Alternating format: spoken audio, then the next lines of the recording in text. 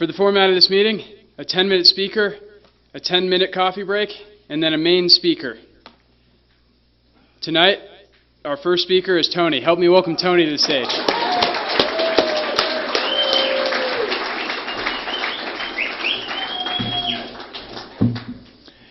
Howdy. My name's Tony. I'm an alcoholic. All right, I'm going to kind of condense it because I have 40 plus years of drinking and using to get through. Well, I already got through it. But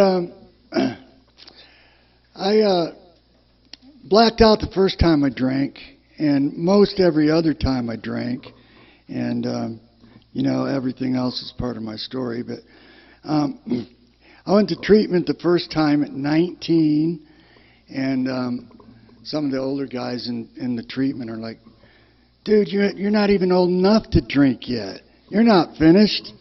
And I'm like, maybe they're right, And I didn't last. I think maybe a week after I got out. But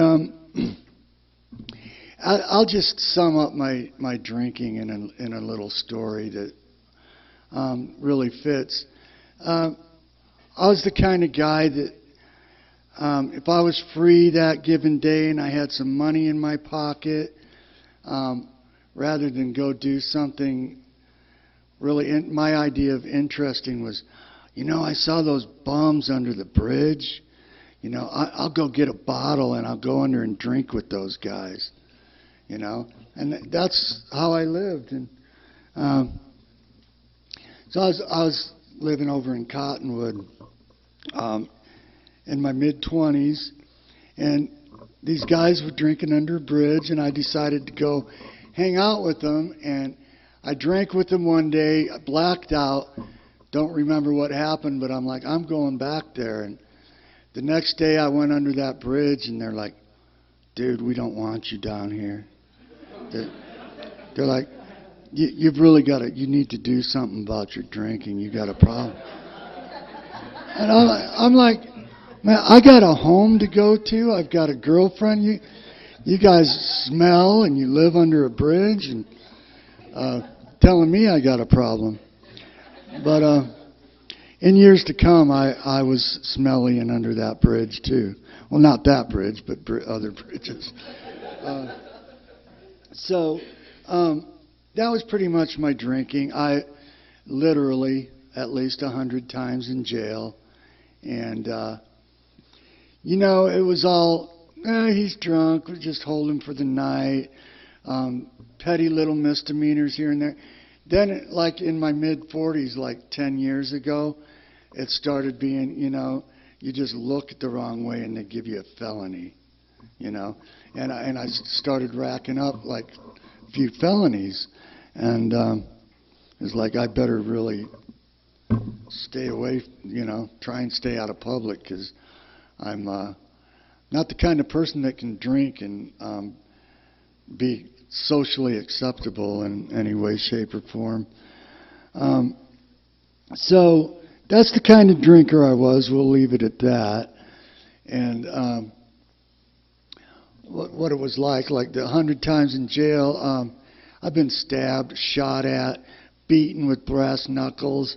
I've got God knows how many plates in my face and my body.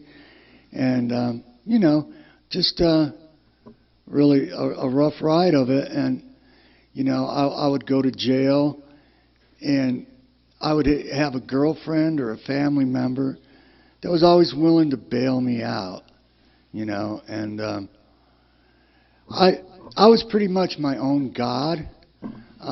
Unless I needed you, then you were my God for a while. And it's like, you're my God without, literally realizing that. Until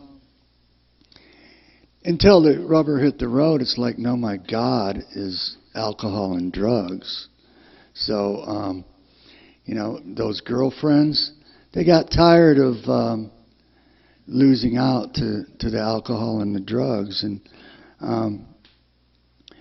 bottom line, as years progressed, I'm also a musician, and the singer for my band was in the program, and she knew my situation. I was living in a shack behind my sister's house, and my sister was controlling all my money, taking all my gig money too, and just stealing my money, and not giving me any money unless I wanted a bottle of vodka and some weed, something like that. And, I'd have it within 10 minutes. And that's because whatever. That's her issues. But this girl, my singer in the program, did some manipulation and called my probation officer and said, Tony's drinking. And they're like, oh, we know. We were getting ready to pick him up. And she said, how about you don't pick him up? I got a place over in Prescott that'll take him. And it's a sober living, and he can live there. And so my probation officer agreed to that, so I ended up in Prescott. And, drugs and alcohol were still my God. And, music was my thing, and that was kind of a God too. And long story short, because I don't have much time, I didn't surrender to this program or surrender to a God of my misunderstanding. And I ended up drunk and on Xanax on the 69 in the middle of the night and got hit by a car going 70 miles an hour. Got nerve damage. I'm still getting surgeries. Just got one month ago. Got nerve damage, and I haven't been able to play for 2 years. And that was half of my income for one. But, I stayed sober for 6 months, and that was mainly because I was messed up. I had 22 broken bones, 100 staples in my head. I was messed up. And I was also on pain pills. So it wasn't really 6 months sober. But, my arm didn't get any better, and, pain pills aren't really my thing, and I was feeling sorry for myself. So, I went back to what I know best, which is drinking and using. And, a lot of people around me were thoroughly disgusted and couldn't understand how I could go back to what had nearly just freaking killed me. And it's like, that's what I do when I'm not in the solution. And so anyway, I was renting this room, and I had some weed, and I had a bottle of vodka, and I'm sitting there, and I'm like, I know I shouldn't. I'm a little messed up, but I'm going to drive to the bar. I got a room out in Chino Valley. I'm going to drive to the bar, see what's going on, have some fun. I walk into this bar, and there's like 4 cowboys in there with cowboy hats and they turn and look at me, and I go sit down. Nobody says shit to me, and I'm like, you know what? I guess those days are gone, of walking into a bar and the party's on, So I went home, smoked a joint, made myself another drink, and it just dawned on me. It's like, this is as good as it gets, man. It's like, because my history is going to jail or going to the hospital or some kind of trouble. And I realized, wow, I've got a little bit of money. I'm not in jail. I'm not in the hospital. I got some weed. I got some vodka. This is the pinnacle of the best it's ever going to be for me. It's only downhill from here. And I just, at that moment, who knows why, after 42 years, I finally said, you know what, fuck it. I'm not willing to see what to see what I know is going to happen. And I surrendered to the actual God for the first time in my life. Because, oh, by the way, my friend, who was my bandmate, was pretty disgusted with me. I didn't have any real friends left. I didn't have any enablers left, or anybody to say it's okay. It was just me and the inevitable screwing my life over. So I finally surrendered, and God was the last house on the block for me, and so I decided to get back with the sponsor that I had briefly had before, and he told me to get on my knees every morning, and I had told him that well, I had tried that, and I don't see why I have to get on my knees. And he's like, well, how's your way been working so far, wise guy? And I'm like, oh, okay, all right. And I got to say, 7.5 months later, I've been on my knees every morning, asking God for the strength to stay clean and sober. And it's just been taken away from me. And after 2 months sober, I decided to quit smoking cigarettes, which was like, what? That was like, I'm sorry, but even like way out of this world as something that was ever going to happen.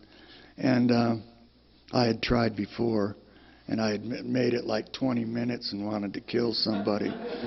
So, but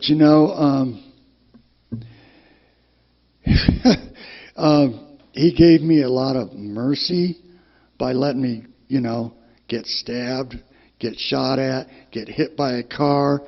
He gave me all that mercy to not